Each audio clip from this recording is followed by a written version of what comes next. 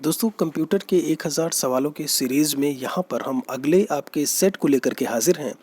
25 सवालों के बारे में यहाँ पर हम बात करेंगे। अगर आप UP triple S C PET परीक्षा की तैयारी कर रहे हैं, शिक्षक भर्ती, प्राइमरी, जूनियर भर्ती की तैयारी कर रहे हैं या केवीएस परीक्षा की, तो मोस्ट वेलकम है आपका। यहाँ पर कंप्यूटर की सीरीज़ आप प्लेलिस्ट ज़रूर चेक करें। कंप्यूटर के नाम से आपकी बाकायदा प्लेलिस्ट बनी हुई है, वहाँ से प्रीवियस वीडियोज़ आपको मिल जाएंगी। यहाँ पर आई बटन आती है आपकी लिंक, वहाँ से भी आपको प्रीवियस वीडियोस जो है वो आपको देखने को मिल जाएंगे। तो आई बटन को भी आप ज़रूर चेक करें। 50 क्वेश्चन तक हम बात कर चुके थे। इसमें हमने आपसे कहा था स्मार्ट कार्ड क्या है, तो हम आपको बता दें जो माइक्रो प्रोसेसर कार्ड होते हैं उन्हें ही हम स्मार्ट कार्ड के नाम से जानते हैं। यहाँ से जो आंसर है वो आपका भी आएगा। 51 की बात कर लेते हैं। इसमें लिखा हुआ है स्क्रीन पर डिस्प्ले किए गए पिक्सल्स की संख्या को स्क्रीन क्या कहते हैं। जो आपके पिक्सल्स होते हैं, आपने सुना होगा डीपीआई का नाम, ये होता है डॉट्स पर इंच, और इन्हीं पिक्सल्स को हम रिजोल्यूशन के नाम से जानते हैं। कहते हो कि इसकी रिजोल्यूशन है, जैसे कैमरे की रिजोल्यूशन होती है ऐसे आपके स्क्रीन की भी रिजोल्यूशन होती है। कहते हैं, आपने ये भी सुना होगा कि जो सैमसंग के जो आपके मोबाइल फ़ोन्स आते हैं उनके रिजोल्यूशन, उनका डिस्प्ले सबसे बेस्ट होता है। तो ये बिल्कुल सही है। यहाँ पर जो करेक्ट आंसर होगा वो आपका ए देखने को मिलेगा। उसके बाद 52 की बात कर लेते हैं।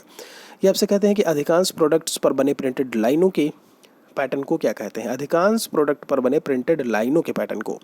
52 की अगर हम बात करें, यहाँ पर प्राइसेस करके लिखा है, माफ़ी चाहेंगे, OCR ऑप्टिकल कैरेक्टर रिकॉग्निशन होता है इसका फुल फॉर्म। स्कैनर्स और बारकोड्स करके लिखा है। तो जो प्रोडक्ट्स पर बने होते हैं प्रिंटेड लाइंस, आपने देखा होगा ब्लैक कलर में ऐसे ऐसे ऐसे करके लाइनें खींची होती हैं, ये बारकोड्स होते हैं। और बारकोड रीडर के द्वारा इन बारकोड्स को रीड किया जाता है।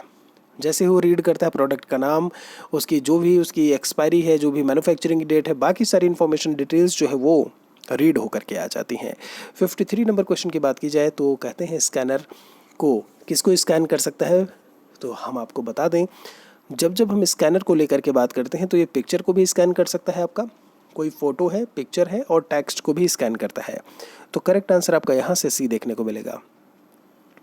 अभी OMR, वैसे मैं OCR ऑप्टिकल कैरेक्टर रिकॉग्निशन को बता के गया हूँ। यहाँ पर OMR रीडर, जो आप लोग एग्ज़ाम हॉल में जाते हैं OMR शीट मिलती है ऐसे में। तो यहाँ पर O का फुल फॉर्म आपसे पूछा है कि O का फुल फॉर्म क्या होगा। ये आपका ध्यान दीजिएगा, ऑप्टिकल मार्क रीडर करके होता है। आप इसे मार्क रीडर करके, मैग्नेटिक रीडर करके, जो भी है आप इसे बोल सकते हैं। तो यहाँ पर करेक्ट आंसर आपको जो है वो डी देखने को मिलेगा। एक और सवाल पर चलते हैं। 55 में आपसे कहते हैं कि टेक्स्ट में आपकी पोजीशन दर्शाने वाले ब्लिंकिंग पॉइंट को क्या बोलते हैं। आपकी पोजीशन, जैसे मैंने लिखा महेश, और कर्सर होता है जो यहाँ पर ब्लिंक कर रहा होता है। तो 55 में जो आपका आंसर आएगा बिल्कुल सही है कि वो क्या होगा आपका, उसे आप कर्सर करके बोल देते हैं। यहाँ पर चलते हैं हम एक और सवाल की तरफ। 56 की अगर बात की जाए, किसी विशिष्ट कार्य को करने के लिए कौन सी कुंजी दूसरी कुंजी के साथ कॉम्बिनेशन की, इनमें से कॉम्बिनेशन की को आप यूज़ कर रहे होते हैं। तो कंट्रोल के साथ में आप कुछ भी अगर काम करते हैं, कंट्रोल के साथ में आप सेलेक्ट कर रहे होते हो, कंट्रोल के साथ में आप वहाँ पर डिलीट कर रहे होते हो, बहुत सारी जो है चीज़ें आपको देखने को मिलेंगी। इससे हम एक कॉम्बिनेशन कुंजी के तरीके से इस्तेमाल में लाते हैं। क्या होता है, आपकी ये कॉम्बिनेशन कुंजी होती है। तो आपका यहाँ से जो करेक्ट आंसर आएगा वो डी आएगा। 57 की बात कर लेते हैं। निम्नलिखित में से किस समूह में केवल इनपुट डिवाइस है, मतलब इनपुट डिवाइसेस का सेट इनमें से कौन सा है। जी, बहुत ही आसान सा सवाल। तो माउस भी आपका इनपुट है, ये भी आपका इनपुट है कीबोर्ड, बट मॉनिटर नहीं है, प्रिंटर नहीं है, प्लॉटर नहीं है, माउस, कीबोर्ड और स्कैनर। जी हाँ, ये मैं आपको बता चुका हूँ कि स्कैनर चीज़ों को स्कैन करके रख रहा होता है, आउटपुट भी दे रहा होता है। तो आप उसे इनपुट आउटपुट दोनों में कंसीडर कर लेते हैं। फिलहाल के लिए यहाँ पर इनपुट डिवाइस आपसे पूछा है तो करेक्ट आंसर डी आ जाएगा। ट्रैक बॉल का उदाहरण है। ट्रैक बॉल किसका एक उदाहरण है। 58 में मैं आपको बता दूँ, ट्रैक बॉल जैसे आप एक माउस आपका होता है लेफ़्ट राइट बटन के साथ में, वो एक पॉइंटिंग डिवाइस होता है, बिल्कुल वैसे ही ट्रैक बॉल भी एक पॉइंटिंग डिवाइस है, एक इनपुट डिवाइस है। CRT का आकार कैसा होता है, कैथोड रे ट्यूब करके हम इसे बोलते हैं। और CRT का पूछा है, ये आयताकार आपको देखने को मिलता है। बड़ी वाली टीवी देखी हो पहले जो आती थी, उसमें वो उसका आकार इसीलिए बड़ा होता था क्योंकि उसमें CRT ट्यूब लगी होती थी। यही CRT tube cathode ray tube कहलाती है। अभी भी कैथोड रे ट्यूब CRT होती है, बट उनका आकार, जैसा कि आपको बहुत अच्छे से पता है, पहले मोबाइल आपके बड़े छोटे छोटे मोबाइल, आपके मेमोरी कार्ड बड़ा होता था, अब छोटी मेमोरी कार्ड आ गए हैं, आप समझ रहे हैं। तो आयताकार आकार मिलेगा। 60 की बात कर लेते हैं, इनमें से कौन सी पॉइंटिंग और ड्रॉप डिवाइस?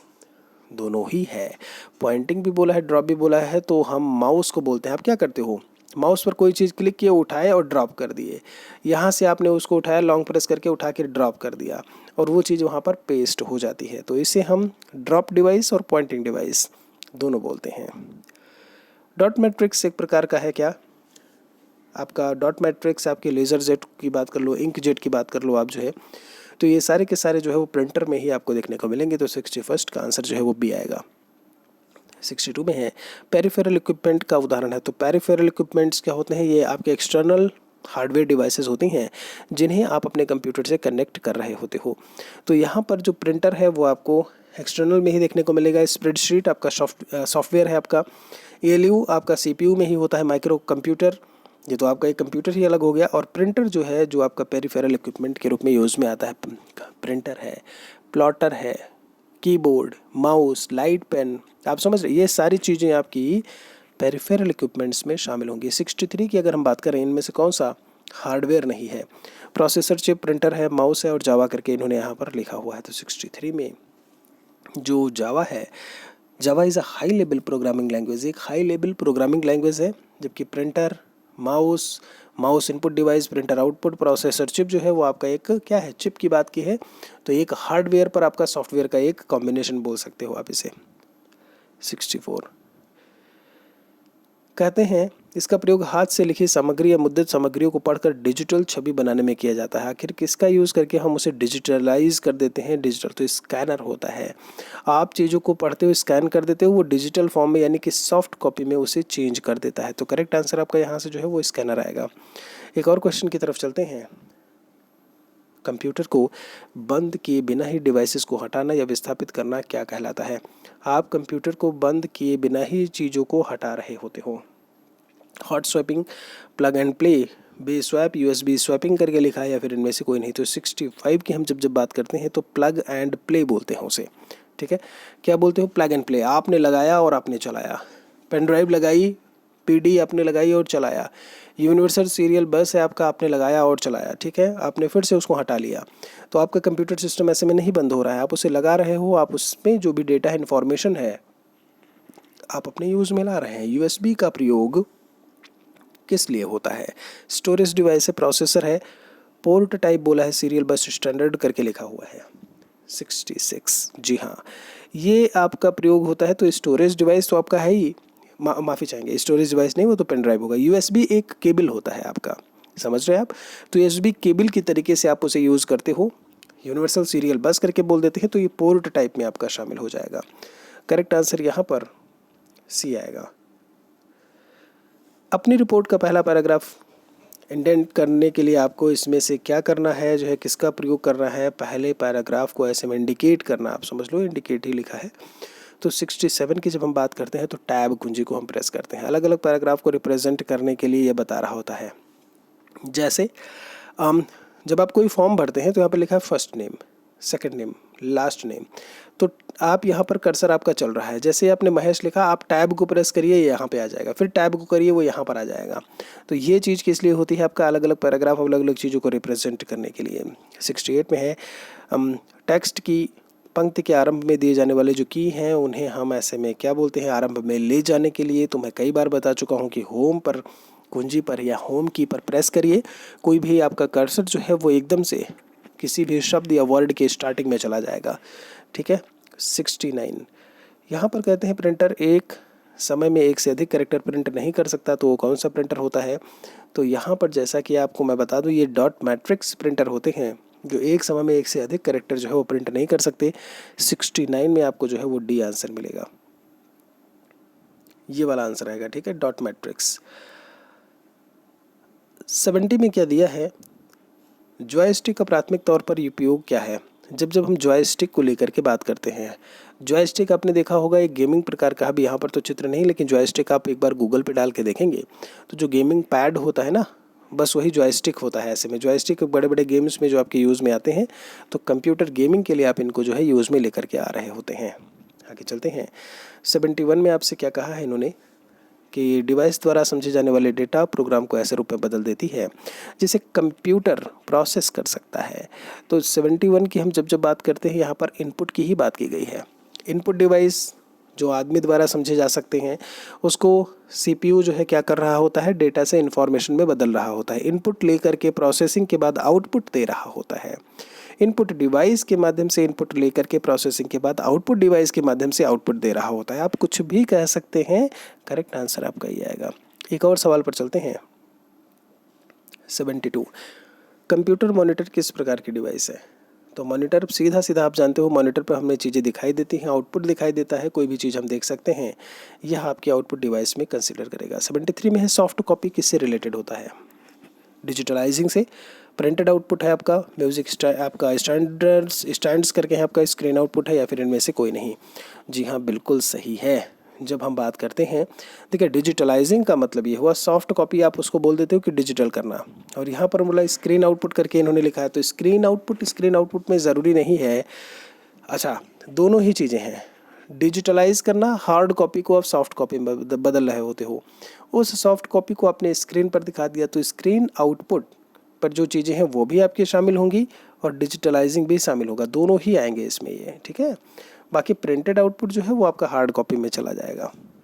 73 के बाद बात कर लेते हैं 74 पर।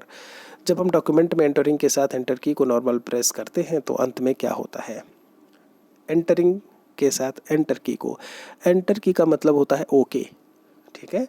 यस नो नहीं बोलेंगे, हम ओके बोलेंगे। तो 74 की हम जब बात करते हैं तो यहाँ पर वो लाइन अंत में क्या होगा, वो चीज़ें कहाँ पर देखने को मिलती हैं? हमें लाइन में देखने को मिलती हैं। आ जाओ भाई, तुम काहे आ रहे हो? 1 मिनट रुक जाइएगा। तो ओके, तो कोई दिक्कत नहीं होनी चाहिए यहाँ पर। ये कहाँ पे चला जाएगा एंटरिंग के साथ? जब हम बात करते हैं तो वो लाइन में आपको देखने को मिलेगा। एक 75 नंबर क्वेश्चन की बात करते हैं। निम्नलिखित में से कौन सी पावर और ड्रॉ डिवाइस है? पावर और ड्रॉ डिवाइस के बारे में 75 में आपसे पूछा है, तो 75 नंबर में जब हम बात करते हैं, अभी मैं बता के आया हूँ कि वो माउस है। दोस्तों, ये थे आपके 25 सवाल। रोज़ क्लासेस शिक्षक भर्ती के आते हैं सुबह 7 बजे करंट अफेयर्स जीके की, दोपहर में 12 बजे मैथमेटिक्स की क्लास होती है। कोई कक्षा आपको नहीं मिलती है तो आप हमसे संपर्क करें 8081743734 पर। व्हाट्सएप पर अपना नाम ज़रूर लिख के भेजें, जिस चीज़ की आप तैयारी कर रहे हैं वो भी ज़रूर बताएं। बाकी अपराह्न 3 बजे कंप्यूटर, शाम को 7 बजे एक और लाइव क्लास आपकी होती है शिक्षक भर्ती से संबंधित। कोई और सवाल है तो कमेंट सेक्शन आपके लिए है। हमारे लिए कुछ सुझाव है तो भी आप ज़रूर लिखें। मिलते हैं आपसे एक और वीडियो में जल्दी ही, एक और लेक्चर को लेकर के। Thanks for watching.